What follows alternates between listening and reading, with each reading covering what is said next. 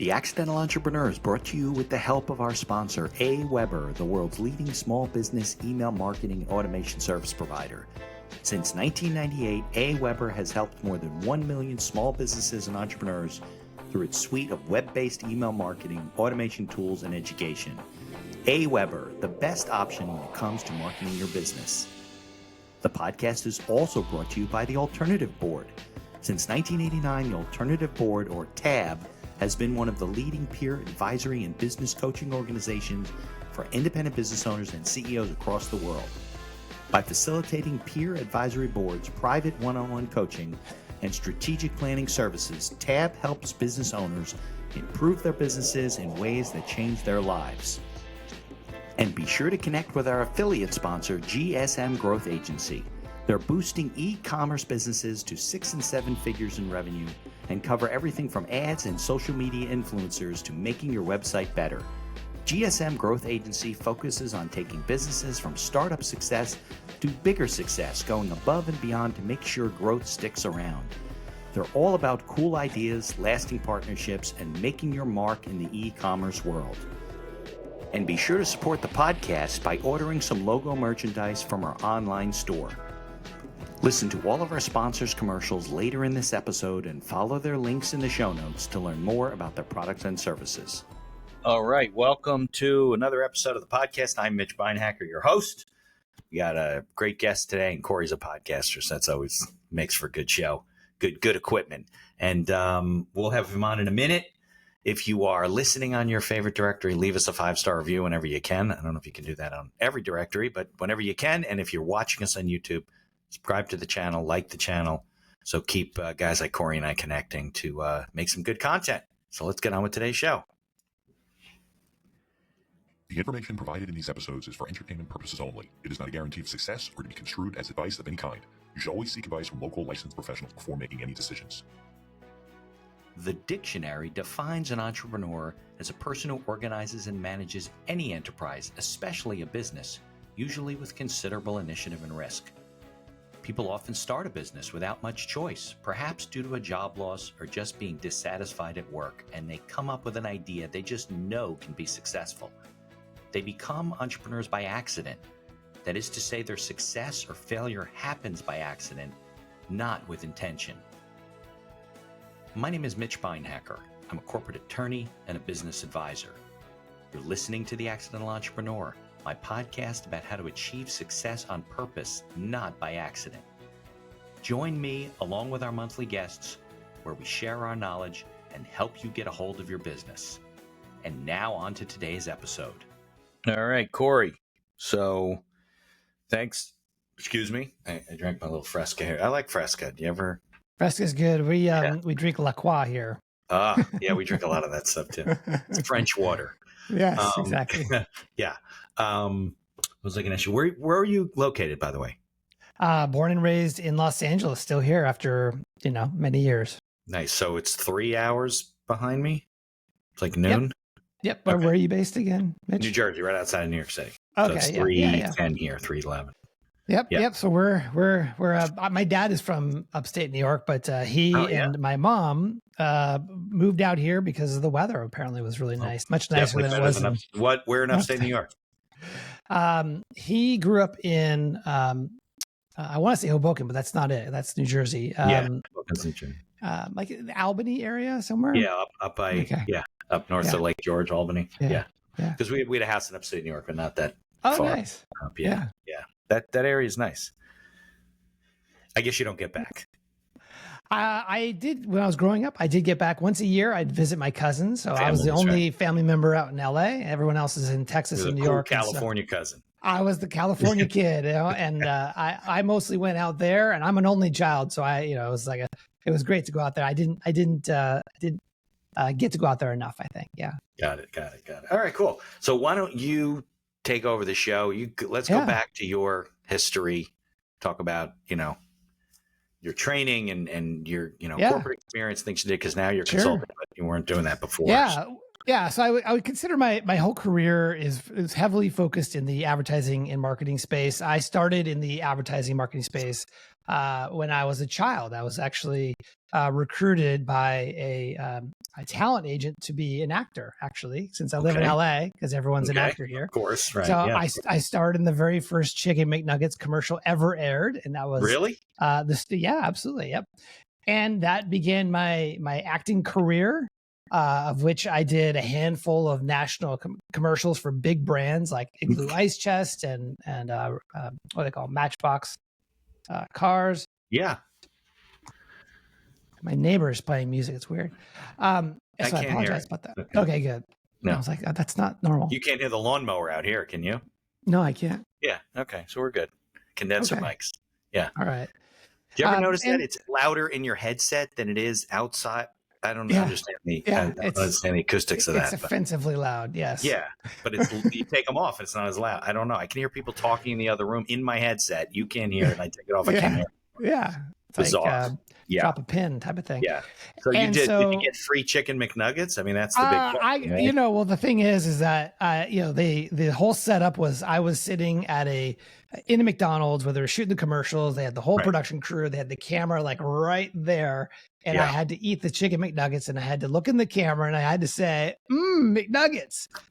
That was my big line. That was it. Yeah. And of course, for some reason or other, I couldn't nail the line. I had to do it like 5, 6, 7, maybe 10 times, or they didn't like it for whatever reason. So I ended up eating a lot of Chicken McNuggets when I really wasn't interested in eating nuggets. So that's funny. Did you get Matchbox cards though? Did you at least get Matchbox? I did. I got asked back to do another McDonald's commercial, Igloo Ice Chest, with the old football star Joe Theismann. He was in that one as well. Sure. So from the old Redskins. Yep. And so so I had that kind of upbringing. It was really cool. I only stuck with it for a couple of years because I wanted to go hang out with my friends in school, and it was that kind of wasn't a big inspiration for you. Yeah. So it was interesting. And then fast forward out of college, my best friend and I, Simon, we raised $6 million to start a .com back in the .com days. Okay. Which was an experience. This was about the time. So it was a business where we were putting live events on the internet, like concerts and parades and business meetings, all these things. Live streaming? Live streaming media. Could you do that in those days? Like what year was that? So it was 1998, 99. Yeah, there's no way that the infrastructure could handle that stuff, could it? Here's the big idea. Right. So we used like a news truck, there, like a local news truck that goes out. They have a telescoping antenna that goes up. Yeah, like a dish on their roof. A dish.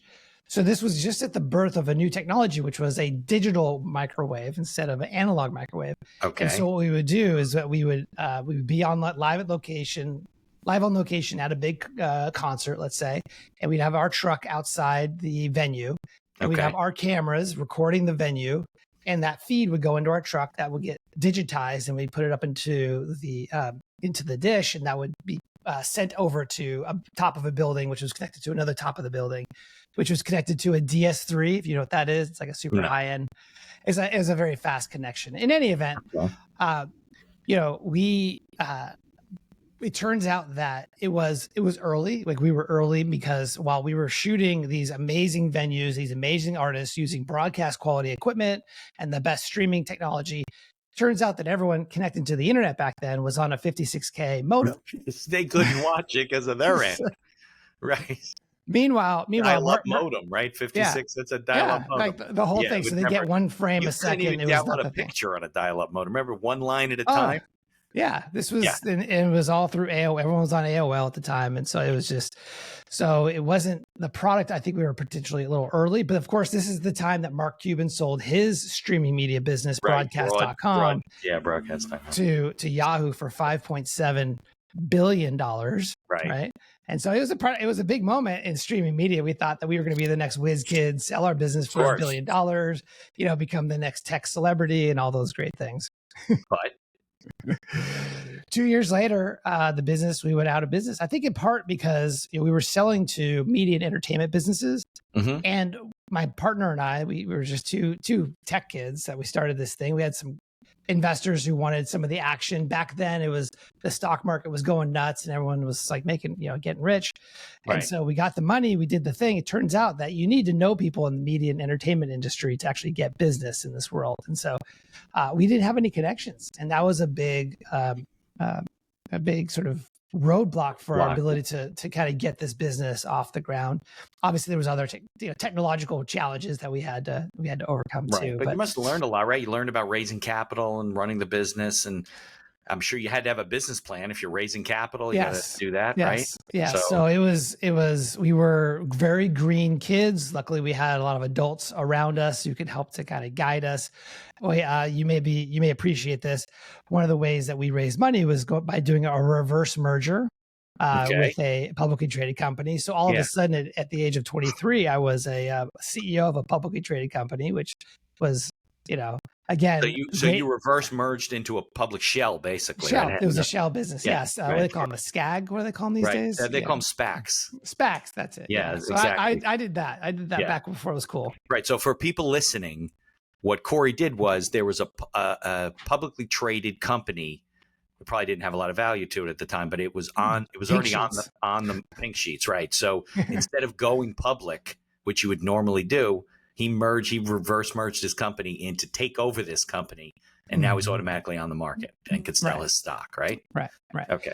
So we had some very savvy finance people on board to help us with that transaction. I had no experience with that. That was the hell it was. Right. Of course.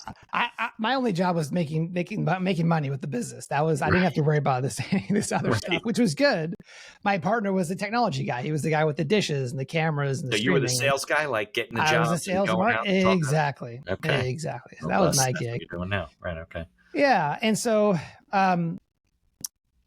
that business fell apart, unfortunately, despite all of my hopes and dreams with that big moment in my life.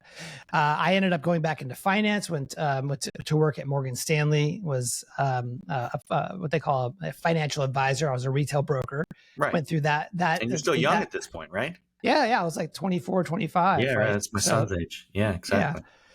Yeah. And so I worked there for a little bit, was recruited to go work at UBS, which has a big office out in Hoboken. And Weber, UBS, right? Yeah, Payne Weber, exactly. And so I was recruited to go work for an ultra high net worth group here in Los Angeles. They managed all the multi-million dollar management type of groups, all triple muni bond type of triple tax free muni bond type of portfolios. Really interesting. Yeah. But I remember looking at the senior partner in my group, the guy who was like the named partner, and he was the big guy who ran the whole outfit. I looked at him and I asked myself, do I want to become that guy? Like, that's always a good way to do it, right? Do I want to be that guy? Right. Over time, a long time, probably a lot of work. And do I want to, is this the life I want to live? And is this the career I want to build? It was clear to me pretty quickly after I considered it that I wanted to go a different direction. And so I ended up going back to business school, went to USC here in Los Angeles, got my MBA. Okay. I love the process, but it was at a time when all of my colleagues were going into commercial real estate. This was when commercial real estate was booming. It's like 2008, right? Yeah.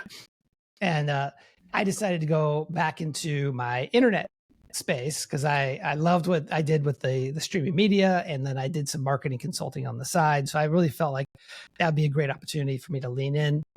And really, I spent the rest of my career in the agency space. My first job out of business school was as a salesperson for a enterprise level digital marketing agency.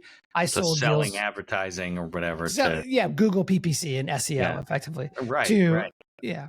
So I was the number one salesperson for 17 consecutive quarters. I closed deals with Hyundai, Lululemon, Remax, like all these big brands. And it was great. I really loved that. And after a while, I ended up leaving that company. I went to go work for a company called Science. Now, Science is interesting because they're like a startup incubator. Like your audience are startups, right? So this is a group. Yeah, a lot of them are. Yeah, and so you have a lot of an incubator is like you have investors and infrastructure. Companies gives them some resources, get them going. Yeah. They're all startups, but Science wasn't the company. Science was the incubator. Bring the companies in and then give them money or what. I don't know what you're. That's it. So, but can I back up for a second though? Yeah, of course. Yeah. It sounds to me like you took to sales pretty easily, right? Because you came out of school, now you're selling this. I mean, you like tech, right? And you're probably excited about it, but you had no like sales experience. I mean, I guess maybe you did as a kid, but you know, some people just take to it. So what do you think like made you comfortable enough to, because probably your partner wasn't like that, right? He's a tech guy. He liked that. He didn't want to go out and make presentations and get doors slammed in his face, right? I think so. Just in reflecting on that question, I was turned on to Tony Robbins at a very early age. Yeah, me too. And so I had the benefit of going through his personal power program, which was influential in my life. And I think as a result of that, I think I was exposed to some of his marketing and sales influence courses that kind of opened that world up to me. I love the idea of being a salesperson because you can make as much money. There's no limit to the amount of money. Exactly. Right. And so I felt that that was exciting for me. And I went deeper. I went and I started listening to Brian Tracy tapes. I started doing like this sort of studying a lot. Yeah. And then when I worked at Morgan Stanley, after my startup business, they had a professional sales training, a 2-week sales training. Fun fact. I don't know how fun this is. I was supposed to be in a World Trade Center 2 weeks after 9/11 because I was a new recruit at Morgan Stanley, and they all the new recruits, right? Well, all the new recruits go and study, they get their sales training and everything in New York for two weeks. Their main, right? That's where it is, and so they were, as you probably know, they were their space was the top of the World Trade Center, like for both buildings. Like they're the largest leaseholder, had the most space. So there must have been people there that day, right? Yes. I mean, and it was a very difficult time for everybody. It was especially, unique because I was working at Morgan Stanley, which was particularly hard hit for it. Yeah, sure. So well, the worst fun fact, I was supposed to be there on 9/11 and my meeting got moved to 9/10. No way. In the building? Yes. Oh my God. Floor, I don't know, whatever. I was with my dad. We were in the insurance business at the time doing tax planning and estate planning, kind of like you were, but more on the insurance side. Yeah. And I don't know. We went to the meeting. I didn't even remember this. My dad told me this years ago. Don't you remember? We were supposed to be there 9/11 and they changed the meeting to Monday and we went there 9/10 because that's my mom's birthday.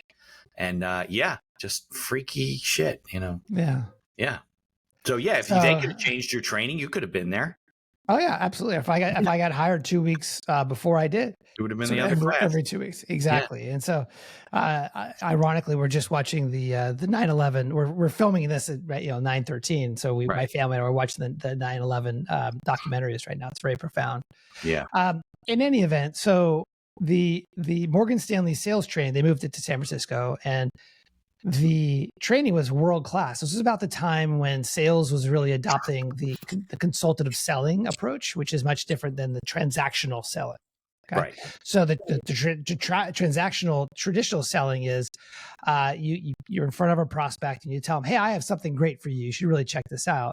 Right. Consultative selling, you have the prospect in front of you, and you, instead of all that, you say, tell me about your goals. Tell me about, what are you trying to achieve in it was retirement? More financial advising versus just being a stock picker or whatever. Right. Exactly. Right. Yeah. Exactly. And sure. I love that because it was more problem focused and all that stuff. Yeah, helping people and building relationships. And, exactly. Right. Sure. So I got that world-class sales training. And again, I was re-energized by the fact that, hey, I can make as much money. I can build a great business, have a great life, and have a very, right. Yeah, there's a potential for that, right? A lot of guys are real successful in the business, but it does take a long time. A lot of guys drop out along the way, Yeah. Yeah. So at my the company that I was the salesperson for 17 consecutive quarters, really, really successful. I was starting to get more interested in marketing. I was doing sales, but I was interested in marketing. That was when you were at the agency, right? At the agency, right. Yes. So I left financial services. Corey, how old were you? Said you were 24 or something? When I went at my startup? No, at the agency. So how old were you when you were at the agency by then? I was probably, I graduated business school in 2008. I was probably like early 30s. Okay, so fine. So you weren't so young that they wouldn't let you go on larger accounts, because I'm thinking 4-year-old are sending to to whatever Hyundai you said. Big ones? Hyundai, yes. So how that worked, it was interesting because it actually plays into the larger story, which is the agency that I was a successful salesperson was founded by a Harvard Business School graduate. Okay. And if you're familiar with Harvard Business School, it has a world-class network, right, of alumni, people who've been there. Yeah. So the founder, what did he do when he started his agency? He went right into that golden Rolodex. Yeah. And so the way it would work is that he would set up warm appointments for me to go and close, right? Because all these guys were like CEO of this company and chairman of the board of this company. That's right, exactly of course. Right. Okay. Or he was in the first meeting with me, and then he would let me kind of close it. Yeah, exactly. Sure. So that was generally how they got things going. And it's funny because at that time I came to believe that you had to have relationships to be successful. Like that was a key factor to being a successful business owner or agency owner, that if you were like me with this startup business, this streaming media business, we had no relationships. Well, we failed. We had no one to help us along the way. We built relationships, right? I mean, we built relationships, but we didn't have the runway. And so that was my belief until I got hired at a company called Scorpion. Okay. And Scorpion, by the way, the one between Scorpion and the sales role was Science. Okay. Science was started by Mike Jones. He's the ex-CEO of MySpace. Now, MySpace used to be like Facebook, right? Yeah, it was like Facebook today, but back in 2005 to 2007, right? Very popular social media files. So yeah, I'm not sure how much of that's true, but that was their reputation. So yeah, and so it was like sold out already. He had sold the company, and he was the CEO for like 3 years. And as we know, Facebook and MySpace make money from advertisers. Yeah. So he too had this golden Rolodex to start this company, Science. And he also had an agency, which I helped to grow. And so what was the model at Science, right? So what are you selling? Yeah. You're selling to companies that haven't started, they have no money. So their claim to fame. So yes, and their claim to fame was, there was a company called Dollar Shave Club, started by Michael Dubin. They incubated that company. He sold it to Unilever for $1 billion. Yeah, a lot of money. Right? Yeah. And so, but Mike, in addition to do the incubating, he had an agency that he would use to help the startup companies to grow. Well, we began to market the agency as a separate product, and that was my role. Got it. Okay, so it was like a spinoff of Science. Yeah, exactly. That's not what Scorpion was, right? No, Scorpion was later. That was the next thing. So I got recruited to go interview at Scorpion. I took the interview reluctantly. I was being hired as the chief marketing officer. It was an already successful digital marketing agency doing about $20 million, servicing attorneys, so law firms. I'm not sure. Have you ever heard of Scorpion? No, not out here. Surprised we never targeted you. Yeah. So because it was me. I'm not big enough for you. Don't care. Like, who's that guy? We don't give a shit. We want 100 lawyers. No. Yeah. Did you guys do East Coast work? You did work? Yeah. We were all over the place. Our focus was PI and criminal defense. Well, that's why. Those are the three. Yeah, I don't do that anymore. Right. Yeah. Okay. Yeah. So I was hired as to help accelerate growth. Okay. Yeah. It's a quick funny story. So when I arrived there, they had a sales force, 6-person sales team, all guys. The founder put it into the far corner of the agency because he didn't want anything disrupting the mojo of this sales room. Like you go into this sales room and it's like the phones are ringing, there's electricity in the air, deals are getting done. Like it's this magical thing. And they even had a metallic gong that they would use to celebrate one call closes, which would happen like 3-4 times a week. It was really awesome. Yeah. The challenge was that we weren't growing fast enough. And that's why I was brought in. So it was great growth engine, great reputation, all these great things. And the founder wanted to accelerate growth. He wanted to help more attorneys and expand. And so what we did, because I think this is relevant for my book and whatnot, is that we went. I inherited again a business that was surviving on inbounds and referrals.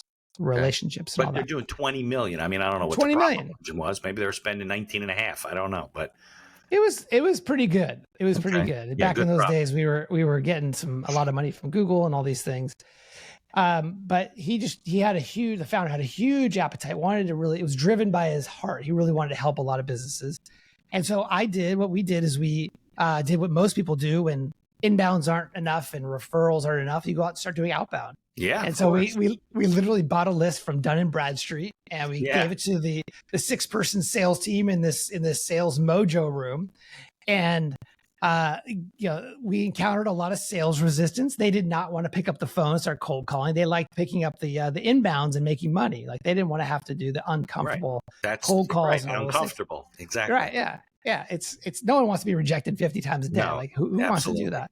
Right. So we went in and we said, look, guys, we have this new growth goal. We need you to do this. And we changed the way they make money, and we started measuring their activities and all this stuff. It was really, really kind of. You mean change the way you make money in order to force them to do more outbound calling? Okay. We had restructure. Restructure. We moved the goalposts. All of a sudden, these guys who are making at the goal line, you're like, and come on back here. And you're like, what? What are you talking about? Yeah. Yeah. Did anybody leave because of that? No, there was a good enough culture, but it was complicated by the fact that we were calling into attorneys. You can probably attest this, that there are something that's called a gatekeeper, your office manager, your reception. A little harder now, but I can imagine. I don't want to divert too much. I told you I was in the insurance, or maybe I used to be in the insurance business when I came out of law school. My dad was in the business, so I wanted to learn sales. You don't learn sales in law school, right? Nothing about business. So I went to work for this guy in this agency, and we started out like making cold calls. I think I made 10 cold calls, and he comes back and checks on me, and he says, "How did it go?" And I say, "I never want to do that ever again." Like ever again. He goes, "Yeah, that's why I had you do that, because you got to work on referral prospecting." I'm like, okay, very not smart. going to make cold calls. Terrible experience. Never do it. So we did that. We made that mistake for months, and these guys were grinding, and it was not cool. But you're just dialing for dollars from a list you bought, right? I mean, there was no exactly. It was horrible. Oh, it was the wrong way to do it. And so what changed everything was that when we decided to send a gift ahead of a cold call, we sent gourmet cookies into a law firm. We'd put them into a FedEx box and overnight it. Of course, lawyers the love that stuff. FedEx box would bypass the gatekeeper. If it bypasses the mailroom, goes right to the attorney's desk. It's an urgent overnight package. Yeah. So the attorney opens it, and pulls out this amazing Scorpion tin of amazing cookies, like gourmet. Like you have to hold the wall. You don't want to send crap cookies because they want good cookies. Yeah. So the cookies end up in the break room. Right. And then the office staff is all standing around saying, "Who brought the amazing cookies? Well, who is this company?" Like, that's brilliant. By the time we called, it went from the traditional like resistance to, "Oh, you're the ones from Scorpion." Right. They knew sent those cookies. Cookies. Where'd you get those? Now that must have been an expensive campaign, though, right? Because you're buying the cookies. I'm sure they're not cheap. They're gourmet. You're putting them in a FedEx box. You're paying for that shipping, right? But I guess if you get one, like how expensive is cold calling? Sales? Really, Oh yeah, well forget it. It's just because it doesn't matter how expensive it is, because you don't make any money. But how many accounts did you need, like on average, to break even from one campaign? So after having I'll share more about it, but we got a lot of data over time because this really worked for us. And so on average, it is for every 100 gifts that you send, you'll get 10 appointments and 3 clients. And so you have to figure out. And 3 clients is enough to cover the whole campaign? By far, because we had a great retention rate. Our retention was really solid. So the value of the client is pretty high.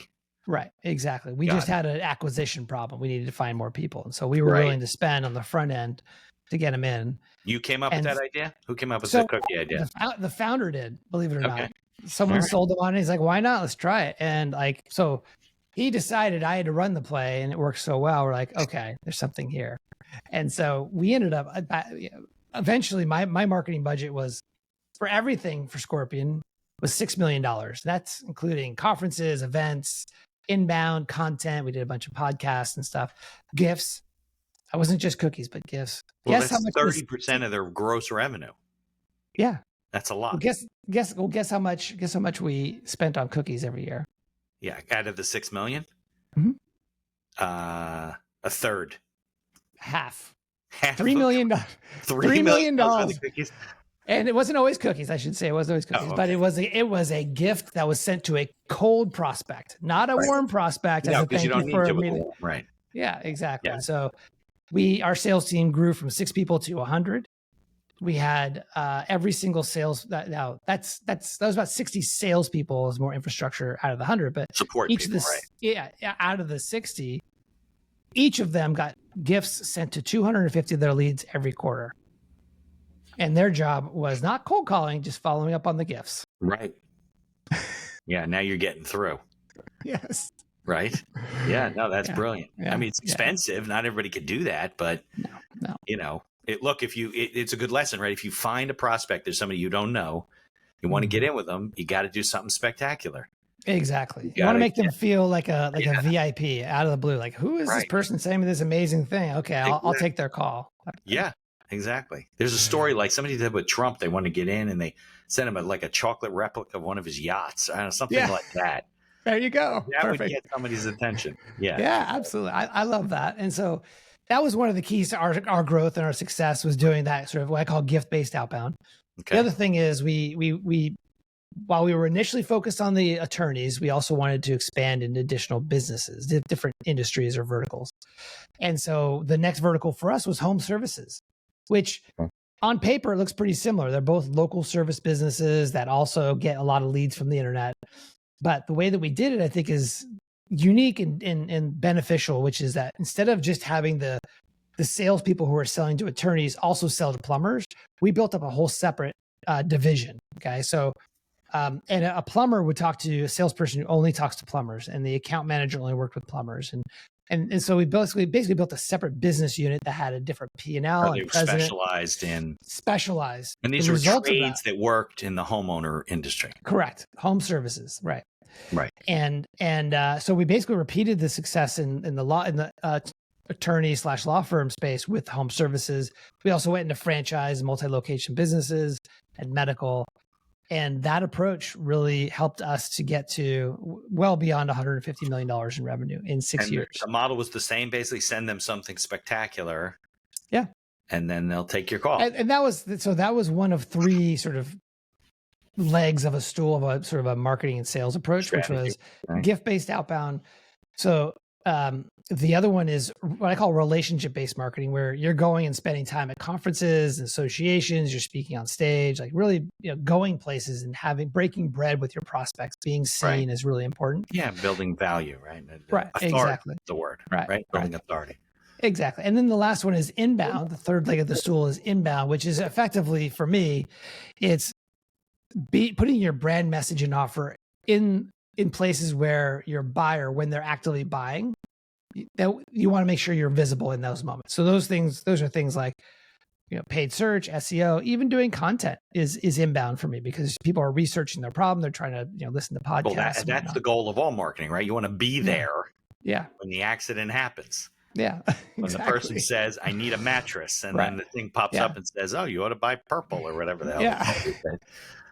So the challenge with that approach, with basing your business on that approach, is that only about 3% of the market is coming inbound in any quarter, right? Okay. So if you're targeting, let's say, personal injury attorneys, only 3% of all the personal injury attorneys who could hire you are actively looking for another agency in this space. And they're not just looking at you, they're looking at the entire sort of selection. And so, that's why the benefit of doing gift-based outbound is that you have, you're doing more proactive outreach versus waiting for the people to come in.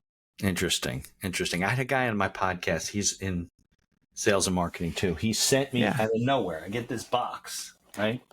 It's called Ideas That Influence. And it is and I didn't pay for this. I mean, God knows what he paid. It's just seeing his partner. It's full of stuff like a book, start here. And then there's an envelope. After you finish this, do this. And it's all about light bulb moments and whatever, however they run their marketing program. It wasn't specifically for me. I wasn't really the prospect, but God knows what they spent on this box but it was an event. I get this thing. I'm like, what the hell is that? I open up the box. Couldn't for the life of me remember who it came from, because I didn't remember who's, I hadn't been on the podcast yet. I meet a lot of people. Yeah. I think that when you do something that's out of the ordinary and over the top, people remember, right? There's 3 criteria in choosing a gift. And we've kind of boiled this down into a science. Number 1 is it must be unique. Yeah. If you're going to send a pen, don't send a Bic pen, right? Send something unique. Yeah. It must be striking is number 2, which means that it has to stop you in your day. Like you and I and everyone else listening, we all kind of walk through our lives in a half hypnosis, right? And so you want something that's going to like wake us up a little bit. Right. That's why smells like something, tastes good, whatever. Right. That's why cookies are great, because they get you really present. Yeah. Ernie's love cookies. Yeah, and the third one is it must leave the right impression. So at Scorpion, we really cared about the client experience, and so we wanted to create an experience of our gifts, like it was opening an Apple phone, like an iPhone type of thing, where it's like a very curated experience, high quality, and all those things, because we knew that was a reflection of our brand, and the story we were trying to tell is that that's what it's like to work with us. Yeah, no, I understand. That's Yeah, well thought out. It's a visceral experience, right? People remember stuff like that. All right, let's take a few minutes commercial break, and then we'll come back. Let's talk about your book. And the consulting you're doing now, and what you call owner-led sales, escaping founder-led sales. Founder-led sales, right? Which is basically you running the show yourself and not letting anybody do anything, and then you can never scale, right? That's one of the problems. All right, let's take a break, and we'll be right back. Here's a word from our sponsors. Looking to market and grow your business? Or perhaps you're just getting started and want to hit the ground running. AWeber is the best choice for online email marketing and automation of your business. From maintaining a subscriber list to drip campaigns and landing pages, AWeber gives you tools and integrations that make marketing easy and fun. As our partner and sponsor, we use all their tools to promote the podcast and market our law firm. AWeber, the best alternative for online marketing. For over 30 years, the Alternative Board, or TAB, has built a thriving community of forward-thinking CEOs and business owners who want to radically improve their companies. Through unique combinations of one-on-one business coaching, participation in monthly TAB board meetings with other non-competing owners, a suite of strategic tools, and customized strategic planning workshops, TAB membership can deliver greater strength to your business and a better work-life balance for you and your family. All packaged in a streamlined and affordable service that the people at TAB invite you to try risk-free. Are you struggling with managing advertising due to a lack of time or expertise? Perhaps you're facing challenges in scaling ads for your store. Are you feeling lost when strategies have no success? GSM Growth Agency is your reliable partner in overcoming these business challenges. Feel the impact of collaborating with a team dedicated not only to short-term goals, but also to building long-term partnerships and achieving sustained success. Embark on an exciting journey to redefine the possibilities of e-commerce and create a legacy of unparalleled excellence. Take decisive action now. Follow their link in the show notes to receive a complimentary audit of your Shopify store conducted by a GSM expert. Propel your e-commerce game to new heights with GSM Growth Agency. Follow the link in the show notes to learn more about all of our sponsors. And now back to our show. All right, Corey, before we get into your book and all the stuff you're doing now, you have a podcast, right? Correct. So tell us about your show. So my show is called the Deep Specialization Podcast. And it's to support the book. It's to support my whole focus right now as a coach and consultant and trainer. And it's all based on, it's primarily an interview-based show. And I interview businesses, primarily agency owners, who have achieved outstanding success as a result of deep specialization, which effectively is specializing in a vertical market. Right. That in such a way that has helped them to streamline their growth, help them to systematize, help them to get great windmill of referrals and whatnot. So I love telling that story. I love others coming on telling that story. Yeah, definitely. And I assume it's available in all the directories and everything. Oh yeah, it's everywhere. Right? Yeah, I think it's ironic that a lot of people think like getting too specialized and niching down limits their ability to do business because they want to do business with everybody. But it's so weird that it's the opposite effect, right? When you really become a specialist and you really niche down in what you do, you increase your revenue. You're able to charge more and you pick up more market share. So it's just spread too thin with the other way of doing it. I'll give you an example. A number that I like to use. Just one of the things as founders, like we're all we want to achieve a certain level of growth and freedom and income and all these things with our business. Of course. And when you look at, let's say, focusing in on the plumbing industry, let's say plumbers in the United States. Okay. I like to ask, how many plumbing businesses do you think there are in the United States today? Oh, it's a bifurcated mom and pop business. It's got to be millions. According to the research, 157,000 plumbing businesses in the U.S. today. All right. No, okay, I'll buy that. Yeah. We got 50 states, so that's a lot per state. Yeah. And so what you find is that through focusing, let's say you're considering just focusing in on plumbers. Initially, people would, resist that and say, well, that's just a small market. Why not just work with, home services, roofers? If you just focused on plumbing, got extremely good at solving their specific problem, and you're able to close 1% of the total addressable market, you'd have 1,570 plumbing clients. Right. At $10,000 in revenue a year, you'd have a $15.7 million business solving one problem for one client over and over and over and over again. It's a great business, right? And so when you look at it from that perspective, who wouldn't want a $15.7 million business that's recurring and, with really fat margins? Well, is that why at Scorpion you created a separate business unit basically, right? Because you didn't want those people to feel, spread too thin where they're shifting gears all the time. They can't be good at both things. Yeah, exactly. And it was ultimately, we wanted to, the client from a marketing perspective, we market ourselves as a home services marketing agency, not a generalist agency. And so we even had a separate brand color for our home services division. Everything was green. Everything in the attorney world was blue, right? We had a separate section of our website. We had separate employees. The impression we wanted to give the plumbers, for example, is that, hey, we're truly specialists. We only do this. And as a result of that, we've solved your problem for many other people just like you. But the ultimate impact of doing it like that is our retention was fantastic. The agency business is a retention business. It's like an annuity. You get a client, and the longer you keep them, the more that annuity sticks around. Right. And so through that specialization, we were able to actually solve much more sophisticated problems for them because we understood their world at a much greater depth than any generalist could.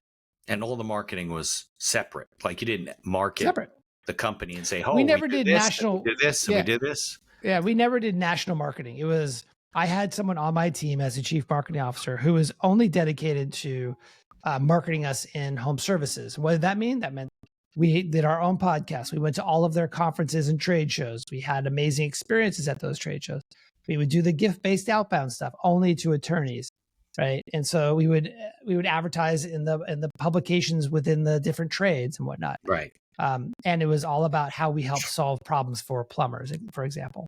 Right. Well, plumbers are not white collar workers. So maybe they don't want beef jerky. They don't want, cookies. Yeah. I don't know. Yeah. We did coffee and donuts, believe it or not. Yeah.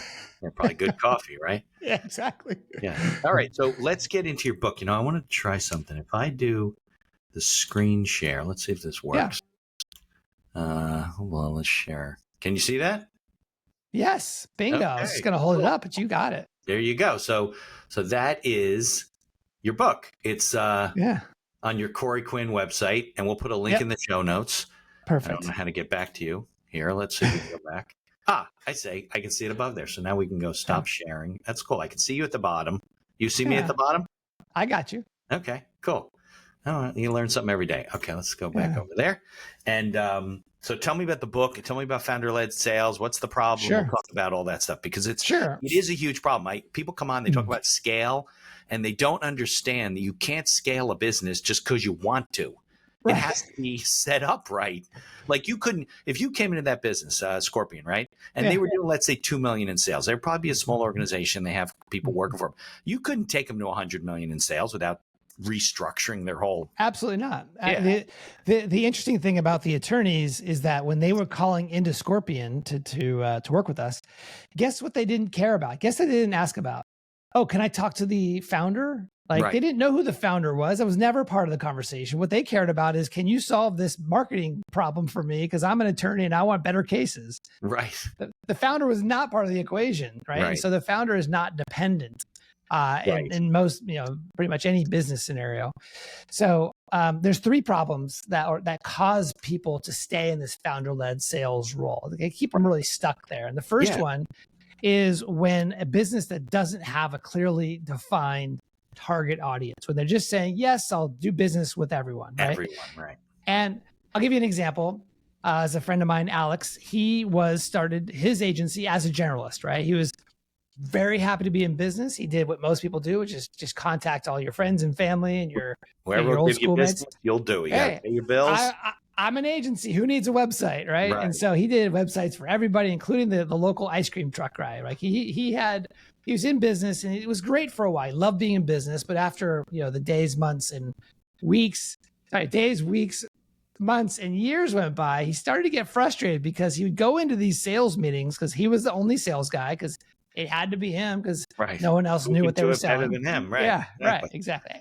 And there was a lot of nuance. In fact, he would go into these sales meetings and be trying to remember as he's walking in the door to this pitch, like, okay, what does this prospect want? Do they want leads? Do they want cases? Do they want patients? Like what's their business and what's the thing I'm trying to help them to get more of? Like, he just realized that everything is custom, nothing is systematized, everything is dependent on the founder. And that by the way, if you blow that, you go into the meeting and you don't know, they think you're prepared and you're not.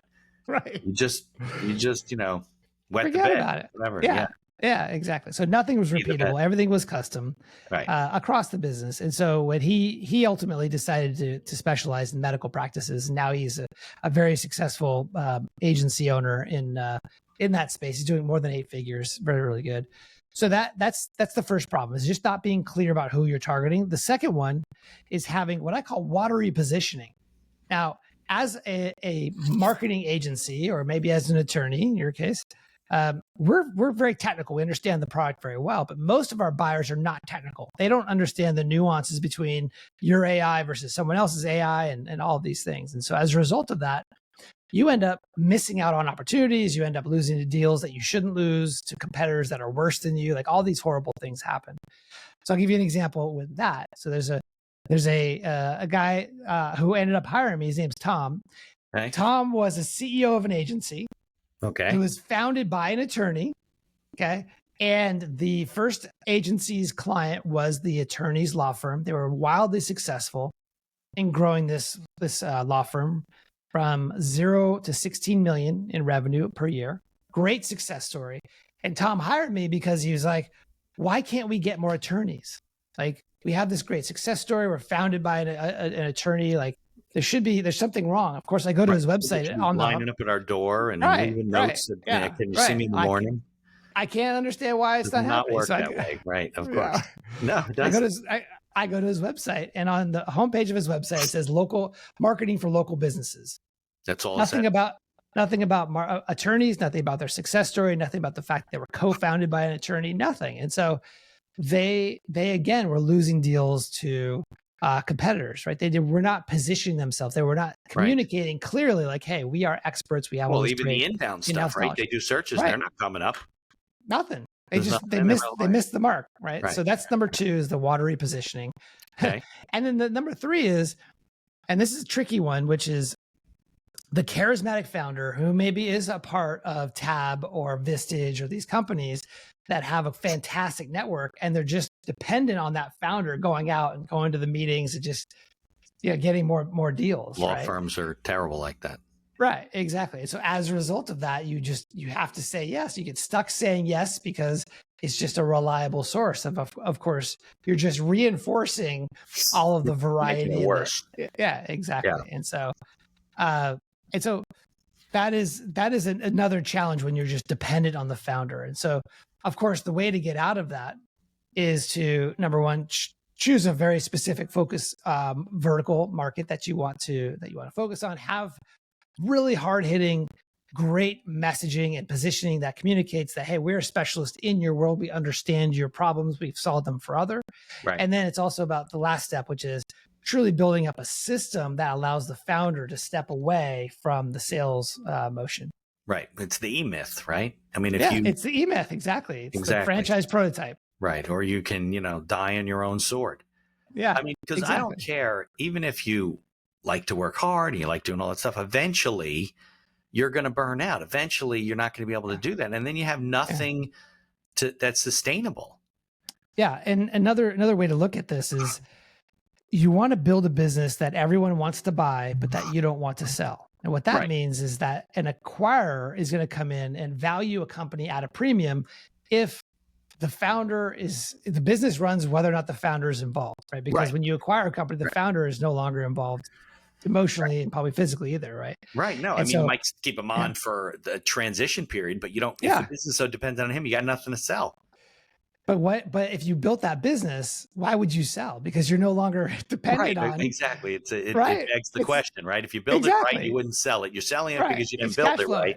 Right. Of course. Yeah, exactly. And so unless you're older now and you're just like ready to you can't work anymore. But or you want to pass it on to your family. That's a problem that I see a lot too. It's just if you a gentleman maybe started an agency, he's built it around their reputation. Now they're ready to retire. They want to pass it to their kids, and the kids they're not the guy, right? And well, that's the succession planning myth. Like, you don't plan for the future to get your kids in the business to even figure out if they're right for the business. They want to do the business, and you're not equipped to do it, and they're not ready, and it's just a mess. The good news is there is a path out of that. This situation is very common where the founder has been saying yes for too long. It's time to start saying no, and that's really what the book is about. It's 5 steps to escape this situation where you're over dependent on by the company as a founder. And is that a lot of the consulting you're doing? Like, people are bringing you in and you're working with them to become less dependent on the guy at the top? Yeah. And it all starts with choosing a vertical market to specialize in. Right. Because as I said at Scorpion, the attorneys who were calling in, they didn't ask about who the founder was or to talk to the founder. That didn't matter. What they wanted to work with was a specialist. It's like the brain surgeon. You want to hire the best brain surgeon. You don't care who they are. You want to talk to the head of the practice. Maybe it doesn't do what you do, right? Yeah, exactly. I had a surgery and it was fairly invasive, and the surgeon was the best surgeon in the country, and he had a horrible bedside manner. I don't care. I don't care how nice he is to me. I just want him to do the operation well. I remember when we had my son. We were looking for, we're Jewish, right? So we had to have a bris, for circumcision, whatever. Sure, so I remember my wife's like, we want to get this guy. And he was known for being very difficult. Like, your wife would cry. He just wasn't very, accommodating for anything. So we were in the hospital, we're young, right? And I remember the nurse is walking by. I'm on the phone with somebody else. My wife's next to me, mentions this name, and the nurse goes, "Oh, he's the best." My wife goes, "That's good. I don't care. I don't care if I cry, whatever. This is my son's penis, and I'm not having it cut off by somebody who doesn't know what they're doing." I don't want to. That was it.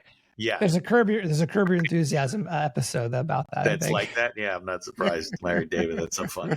But it's true, right? There's certain things where you want the best. The best. And this is the business. This is someone's business. This is a lot is on the line, right? Yeah. And so exactly. The founder is not required. There's a process to get out of that. Most people want that outcome, but they don't have a clear path to get there. I mean, I think that's true, right? If you really said to somebody, "Do you like having the business so dependent on you?" They're like, "Absolutely not." Yeah. But they don't really know what to do. It's like, I think business owners think they're supposed to struggle. Like, it doesn't have to be like that. It's not like a rite of passage or something that you have to struggle for a long time and screw things up. You can actually make better decisions and find guys like you and work with people. That's why you're doing the podcast and I'm doing the podcast. We're out there trying to put out good information. Yep. I think people have this image of, the founder of Facebook, where you're working 80 hours a day all night to get this thing off the ground. And somehow that's not even sustainable for most people, and you just give up, or you just, it's too expensive. There's too much, the cost of those kind of outcomes. And that's honestly why I love really starting with the end in mind. Like, maybe someone would love a $15.7 million business serving plumbers. Maybe they wouldn't. Maybe they do want a $100, $200 million business, and that's fine too. But you're going to do different things to get there. Right. Well, sometimes you just got to do the math, right? You just got to look at, we can't make money just working with plumbers. Well, maybe we can. How many lawyers are there in the United States? How many plumbers are there? What happens if we can only do business, right? That's what you said, right? If you can only do business 1%, and you made on average of 10,000 a guy, company, that's $15 million. Yeah. Every year. And that's not a problem. And you can probably have, folks who are not as expensive as you are managing that revenue, because a lot of it is the same, you're doing a lot of the same things. Right. And then you can expand because you have the model to now do it for cash and the model. Do it for, That's right. Then you can do the things you said, like the outbound gift approach marketing, All right. So Corey, I brought up the book so people know it's CoreyQuinn.com is your website. Yep. Yep. What's the best way to like interact with you? You like LinkedIn or? Yeah. Well, I'd love to offer your listeners a free version of the full audiobook. It's the same audiobook that's on Amazon on Audible. Great. I love audiobooks. Yeah, me too. It's great. It's great. That's how I consume most of my books. Out. I just recorded mine. Waiting for it to come out. Oh, congratulations. Yeah. What's your book about? That was a nightmare. It's called 10 Ways to Get Sued by Anyone and Everyone, a small business owner's guide to staying out of court. So it's like I interviewed a lot of other lawyers and we put together these chapters, and that's wonderful. I love that. Writer. So you read the book, you did the narration with my co-author. Yeah, we switched off and did. It was nightmare. We did like 6-7 times retakes. Oh, it's so hard. But people don't realize, like, you and I talking for an hour is fine. You try and read a whole book. Hours upon hours upon hours. You got marbles in your mouth. So sick of my voice. I was so sick of hearing my own voice. It's hard. Yeah. And then they're like, Mitch, you got to pick up the pace. You talked faster last time. Like, I'm like, what? They would play it for me. Okay, you try and sync it, whatever. That was a lot. So how do they get a hold of your book? Yeah. So just go to it's anyonenoteveryone.com. Okay. And it'll actually take you to that same page. And on that page, you can just click a button to download the audiobook. And there's a really great workbook that you can use, complements the book. It's all for free. Just go there and then you can start listening to the book today. Okay. We'll put that in the show notes. It won't be actually today, probably 3 months before it comes out. But at that point, absolutely. So I can't thank you enough for joining me. Great conversation. Yeah. Thanks, man. I appreciate it. Stay in touch. Likewise.